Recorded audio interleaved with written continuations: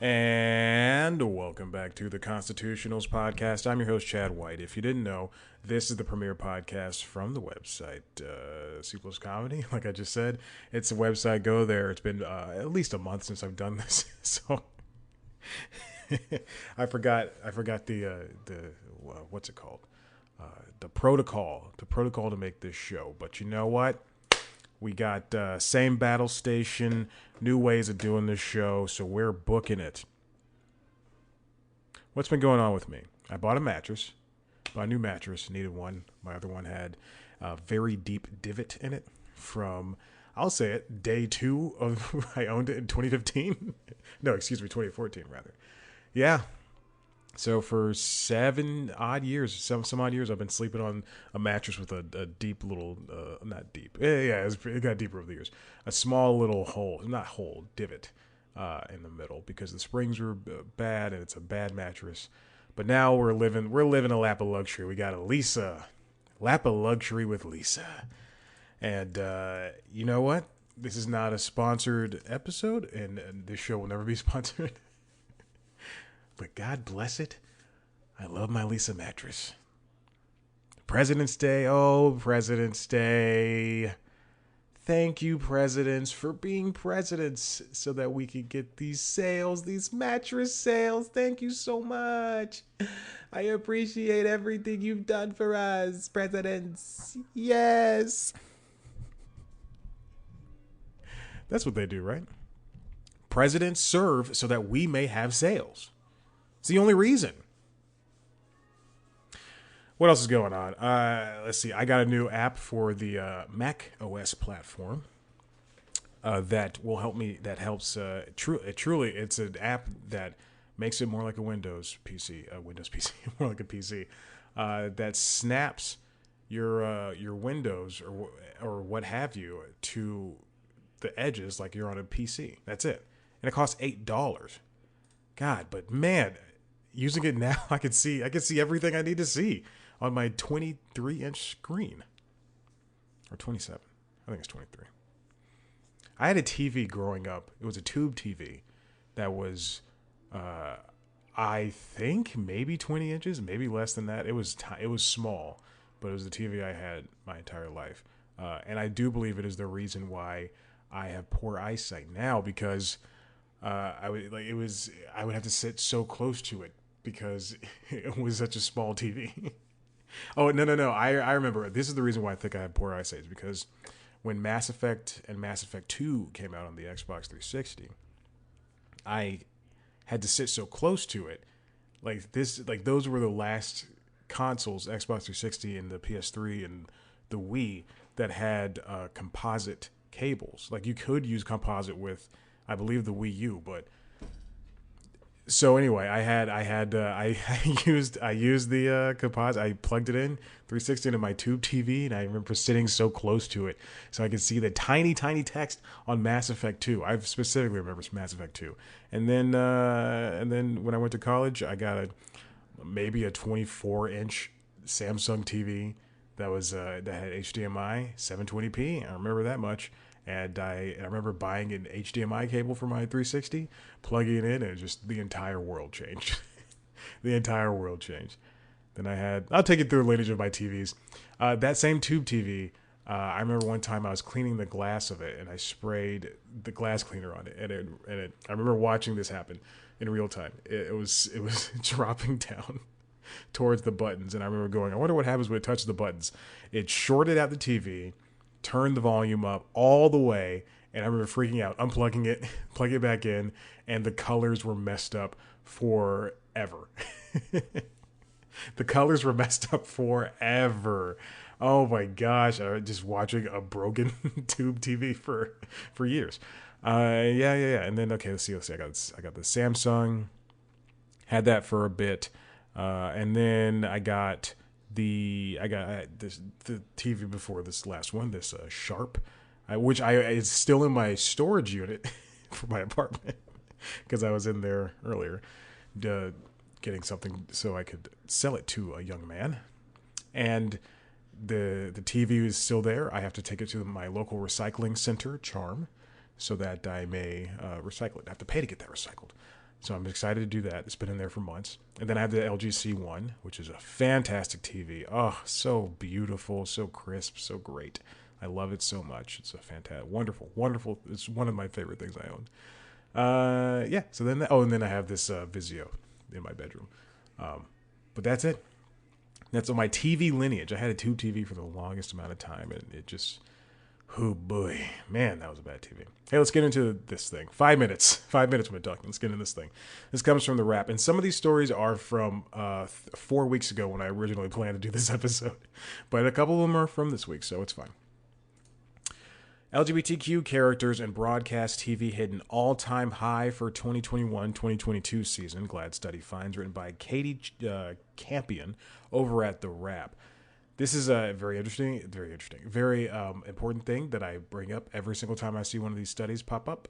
I love seeing these stories. Well, I love seeing these things, especially stuff from Color Change. But this comes from GLAAD's annual "Where Are We on TV" report.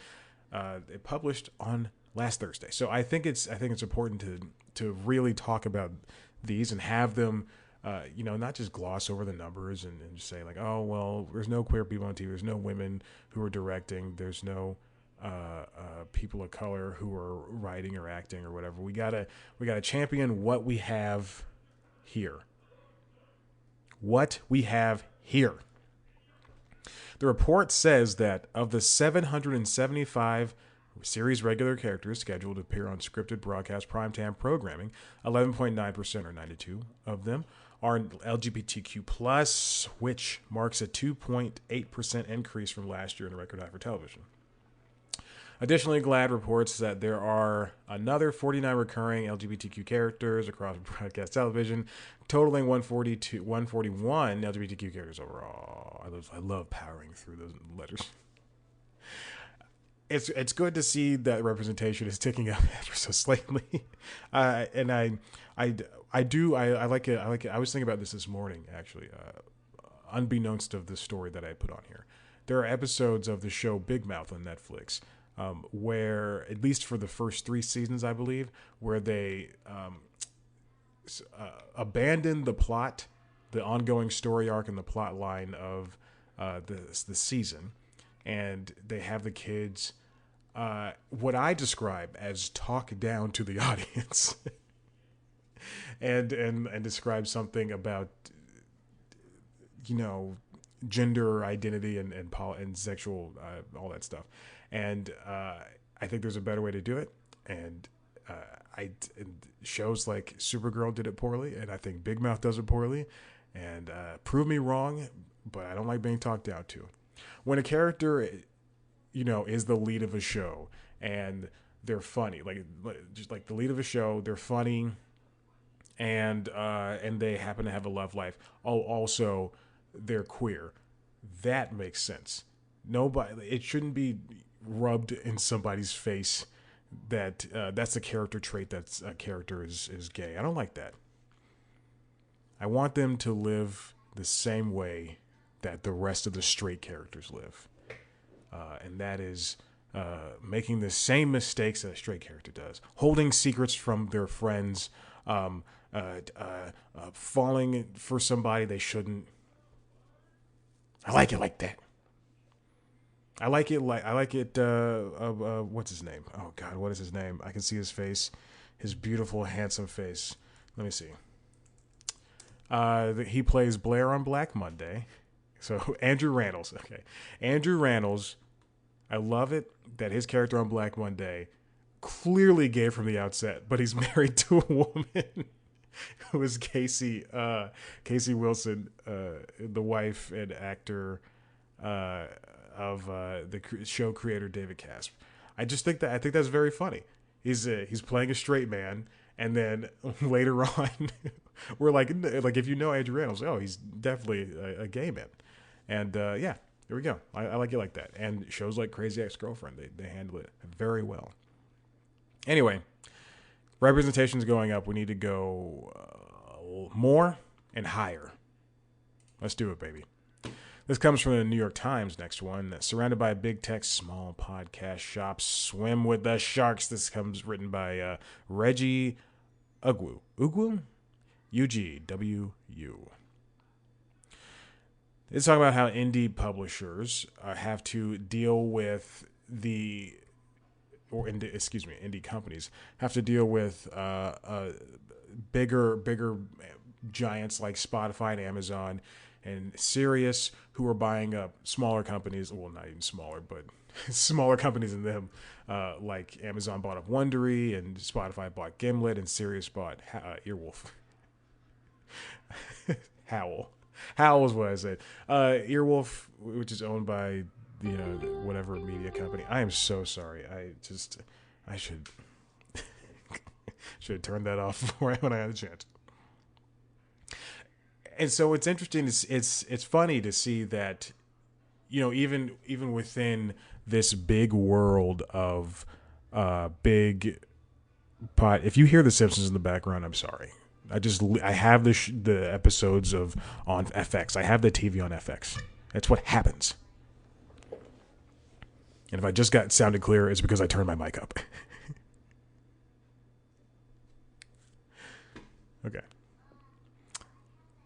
So it's you have to see how these smaller companies are able to, I wouldn't say thrive, but live in a world where some shows like the Joe Rogan Show, or that's what it's called, Joe Rogan Show, Dax Shepard's podcast, they're bought and they're sold and they're put on exclusives and you can't access it anywhere. But then these other ones, the only way they can live is by putting all of their shows behind the paywall, and they also have to.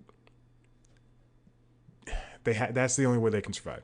Put the shows behind the paywall, and then when they make something free, it comes at a cost. So they have to put advertisers, but advertisers don't pay as much. And as opposed to me going out and saying I'm going to buy a full season of a show or and I'm still talking about podcasts here.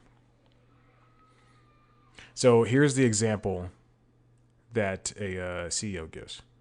If you're spending $500,000 to make a show that doesn't have a very large built-in audience, you're not going to be making any money at first.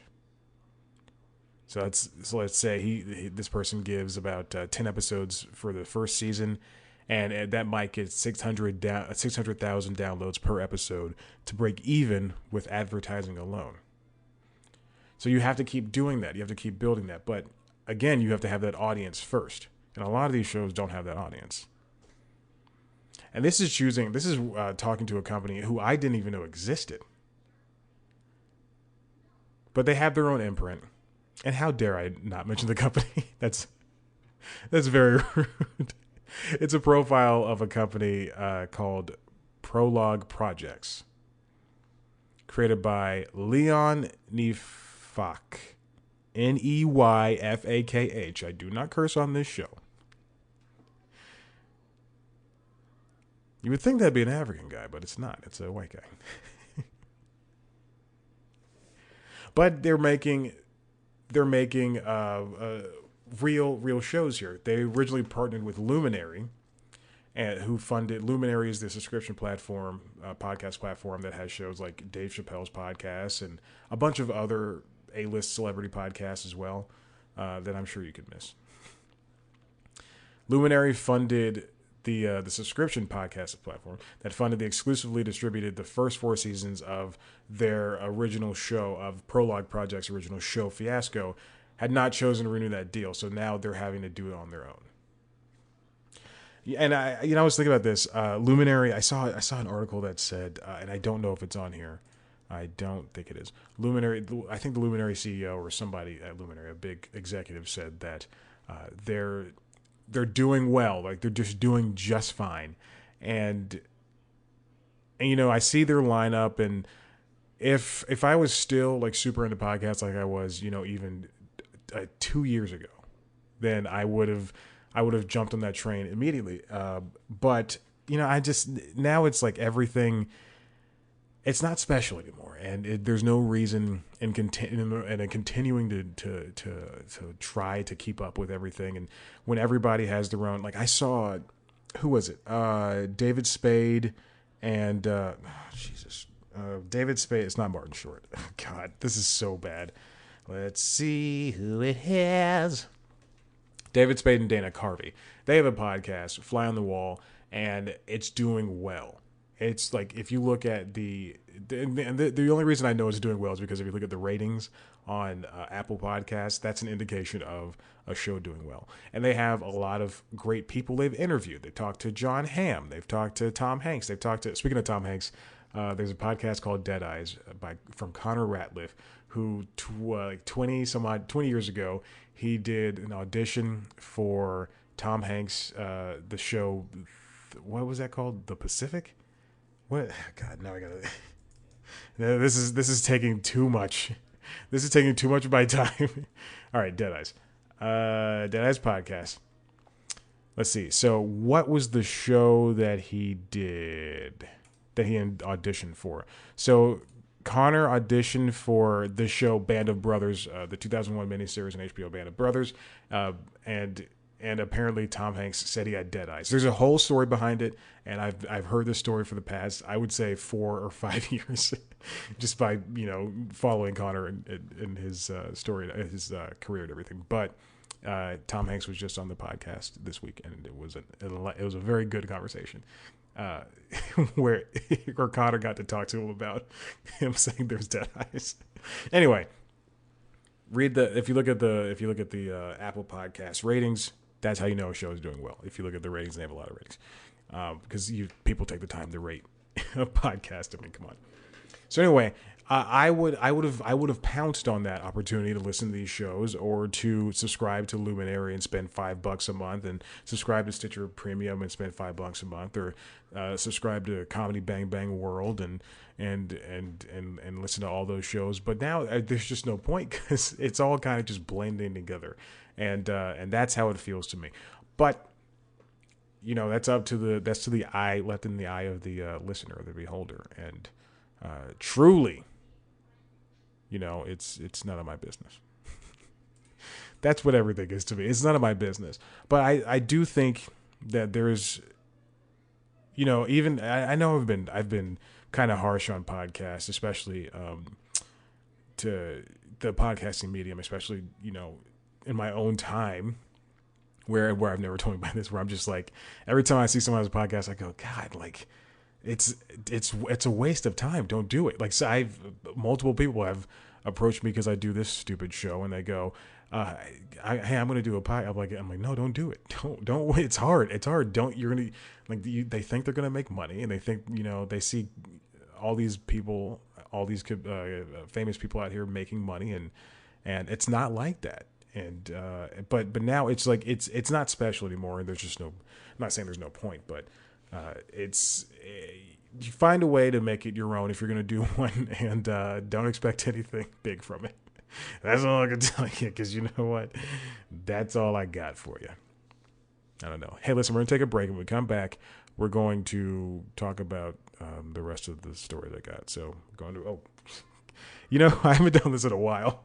I pressed the going to break song, and la-di-da, it didn't work.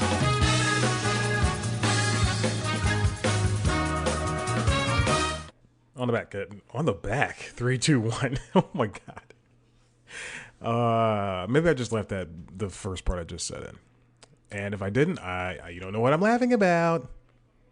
Nova's staring at me because it is time for her dinner. Hey, if you see, if you're watching the video, you'll see there's a lot of things have happened. Not a lot of things. Just a couple of things have happened over the course of me not doing this show for a little bit.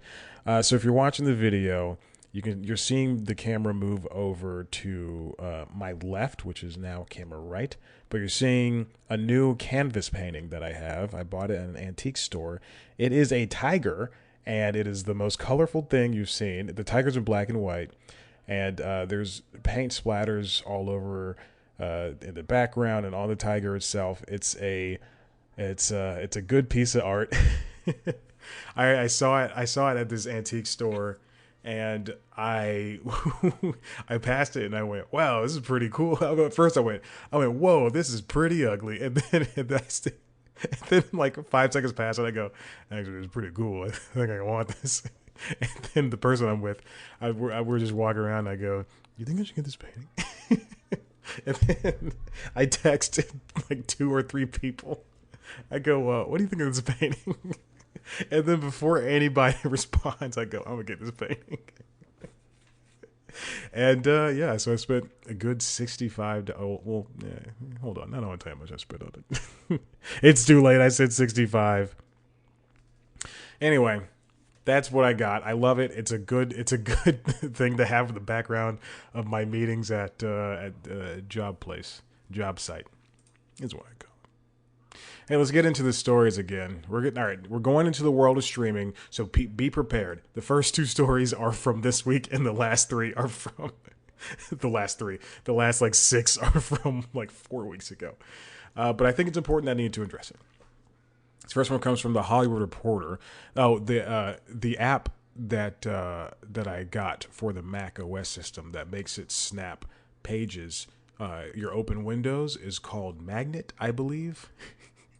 I felt that, yes, Magnet. I felt that it was important that I mentioned it. So here we go. This first story comes from next story comes from Hollywood Reporter, written by J. Clara Chan and Alex Weprin. We know that guy. Love that guy. Welcome to the club, J. Clara Chan.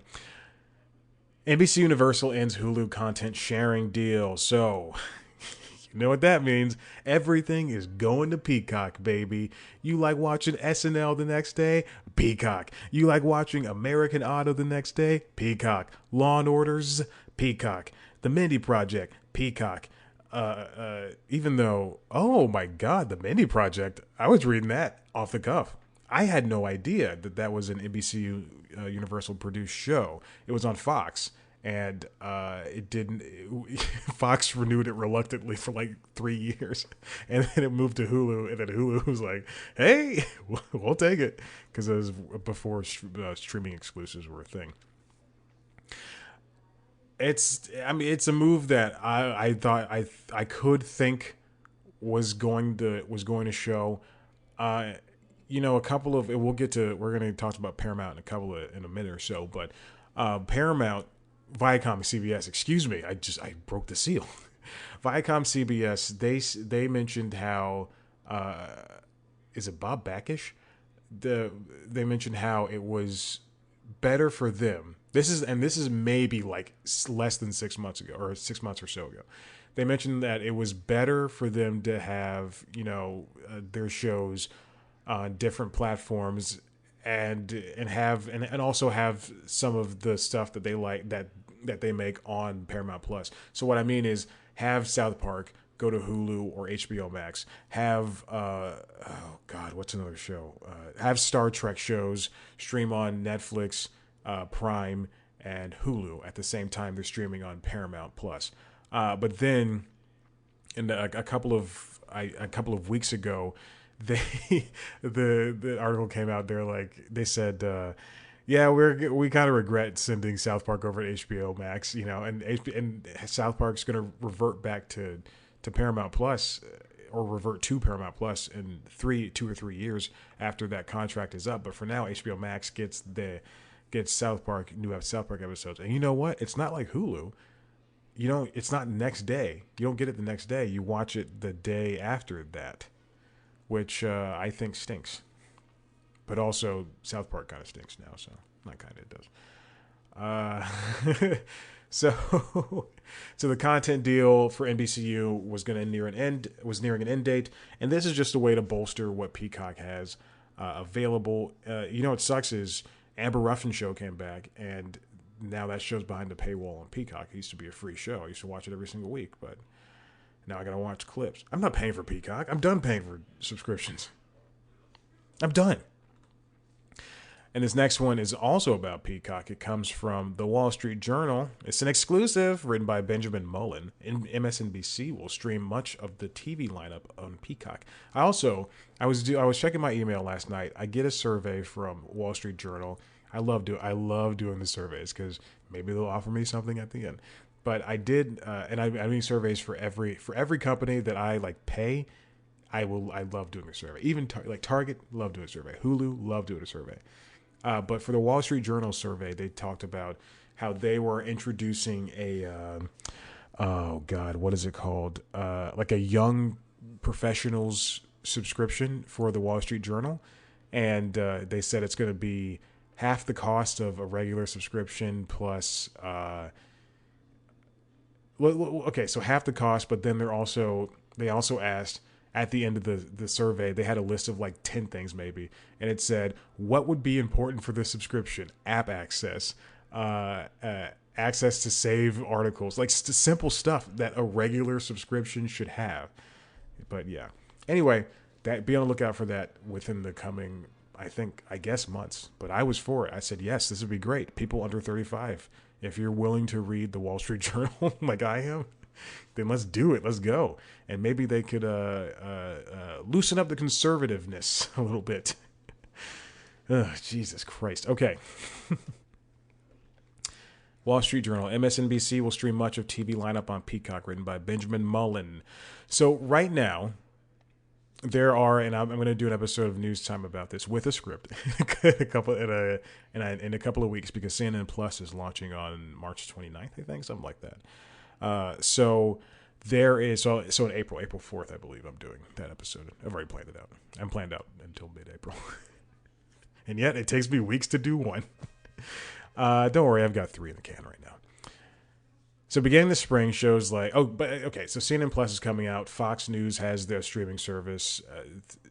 Every news network is going to have its own streaming service, or cable news network is going to have its own streaming service at some point, including CBS, which will, I don't know what they're doing for Paramount Plus, but they got to do something. I know I have it in my notes. I don't care to look. And watch the episode of News Time when it comes out. But shows like Morning Joe, All In with Chris Hayes, The Readout, that's all going to be heading to Peacock. It's going to be straight. I don't know if you're going to be able to stream it live, but it's going to be the next day thing. MSNBC President Rashida Jones said in an interview that the streaming push will introduce the TV shows to viewers who watch the network's channel on Peacock, which is now called The Choice. That's going to be phased out. The Choice is just a political thing. I guess it was the name they came up with, and it's a bad brand name. But anyway, some shows are not going to appear on the MSNBC's channel programming for Peacock. Rachel Maddow's show, The Last Word, the 11th Hour. Is the 11th Hour still going on? Brian left, so I don't know what's going on there. NBC Universal. This move is part of an effort by their chairman, Cesar Conde, to transition the transition to companies' news networks towards streaming as viewers cut the cable cord. I hate that sentence. The group's offerings include NBC News Now, an advertising-supported streaming service that is widely distributed on services including Alphabet's YouTube and Roku's Roku channel. So CNN Plus, again, like I said, is coming. $5.99 a month. It's gonna have their biggest stars. Fox News started Fox Nation, and it's got their biggest stars. So MSNBC is kind of late to the party, even though they should be the most hip to it. What does it say about CBS News? Oh, CBS News in January relaunched a streaming network, which now includes all of its broadcast programming and live round-the-clock coverage. And this is a very smart move for them. I see this working in, I guess in all of their favors. So like with things like the Russian-Ukraine war going on right now, and other presidents talking about how they've won elections, capitals being stormed. The 24-hour news cycle, of course, obviously is not the most popular thing going, but some of us are applying for jobs there, and we're watching our mouths. But yeah, I mean, it's streaming. This is the next evolution for this news stuff, and it only, at least with CNN Plus, they're going to have a differentiation in programming, and from what I understand, so does Fox Nation. So hopefully Peacock's MSNBC channel can do the same thing. Yeah, that's it. That's all I got for that. Let's move on. This all is next. All part of all. It's all part is about Paramount Plus, baby. Paramount Plus. You hear that, Tiger? All right. Hi, Tiger. Like MJ from the original Spider-Man trilogy. The best Spider-Man trilogy. This one comes from Variety, written by Cynthia Littleton. Goodbye, Viacom and CBS. Viacom CBS changes corporate name to Paramount. So this makes sense. They want to create a brand strategy or a combined brand for all of their assets. When people see Viacom CBS, they go, "Who?" Especially like the regular person, they go, "What?" Viacom, CBS. I know CBS. What is Viacom? Comedy Central, VH1, MTV. Oh, okay, that's Viacom. Why? And the Paramount makes sense. Paramount is a big name, but when people see Disney, they know what's under the Disney umbrella. They know ABC, ESPN. They know Disney Channel, Disney Junior, where Bluey airs. I love Bluey. I watch it almost every single day. It's so funny. That's a true thing. I love Bluey. And so them melding down into Paramount is a good thing. This is, for context, this is almost a month old. This comes from February 15th. That's what I was planning on doing this episode. But time slipped away. And in that announcement, they mentioned, this comes from Variety, written by Jennifer Moss, Paramount Plus Showtime top 56 million subscribers combined at the end of 2021. Now, CBS All Access, which is now Paramount Plus, had a head start on all of the current streamers, save for Hulu and Netflix, and for all the paid streamers, rather, I guess, that came after Hulu and Netflix. And the combined subscription count, what was that? The combined subscription count is not something that should be balked. It's just commonplace for something that's essentially a bundle. You know, they're just saying, hey, since we're Paramount, we can put everything under one banner. So Disney Plus, so Disney can say Disney Plus, Hulu, and ESPN's subscriptions, which are 129.8 million for Disney Plus, Hulu with 45.3 million, and ESPN Plus with 21.3 million. They can say to investors, these are all our subscribers. It doesn't matter where they came from. It doesn't matter what service they use. These are the people. These are the ones that matter. They all matter most, and they all matter together, because that's what it means when you're fighting a world that has Netflix in the leader as of December 2021 at 221.8 million.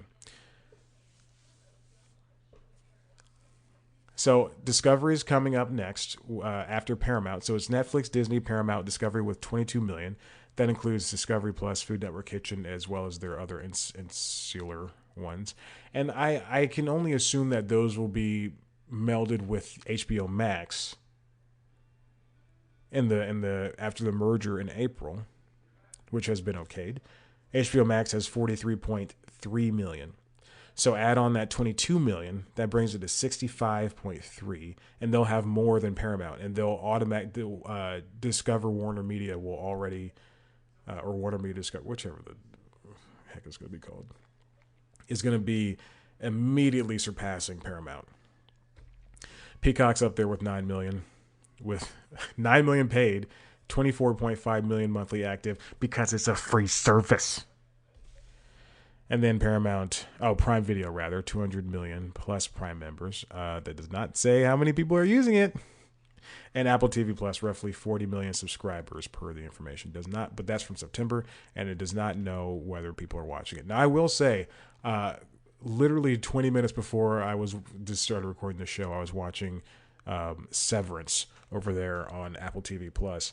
And then I was scrolling through all of the shows they have and the movies, and I just thought, you know what? I like Apple TV Plus a lot. I think Apple TV Plus is a good streamer. It should not exist, but I think it's a good streamer. It shouldn't exist. They should be producers. But such is life. They're making a car. So the Paramount Plus subscribers rise, and eventually you're going to be seeing, this comes from the Hollywood Reporter, written by Pamela McClintock, Paramount Plus is going to stream all sister studio movies beginning in 2024. Paramount Pictures presently licenses both its Paramount Plus and Epix, to both Paramount Plus and Epix during the Pay One window. So you'll see a lot of movies like Snake Eyes, the G.I. Joe spinoff that was made for some reason, and that I want to see for many reasons. That looks like a cool movie. And there it appears on Epix. You'll see a bunch of movies that go to Epix first. Sometimes they're split between Epix and Hulu, and Epix and Paramount Plus. And I think that's just how Epix generally keeps it. Epix is stays afloat. Epix is a cable network that's like HBO and Showtime and Stars, but worse. That being said, hey Epix, I'll make a show for you, baby. I know you got Harlem or some other shows over there. I'll do it. But we're eventually just going to see what Disney does, what HBO, what Warner does with on HBO Max.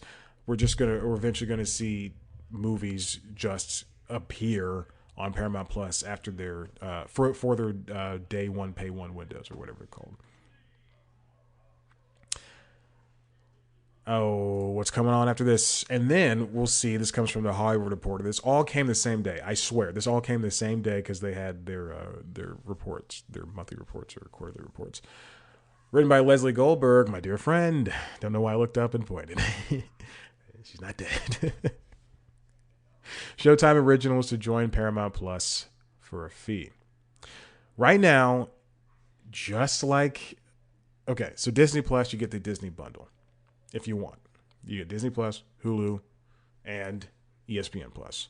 On Hulu, you can subscribe to on Hulu and Amazon Prime. You can subscribe to different channels and have HBO, Stars, Showtime, whatever. Amazon, you can also do Shudder and AMC Plus, which are the same thing, and Discovery Plus and all this stuff.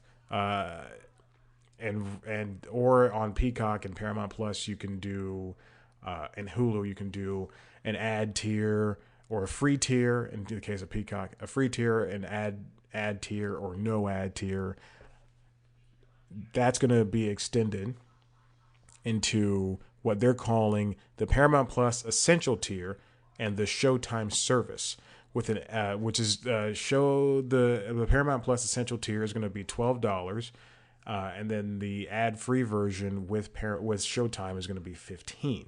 And you're going to get some Showtime shows. I don't believe it's all of them, but this summer you're going to start seeing Showtime shows appear on Paramount Plus as kind of an incentive to have that.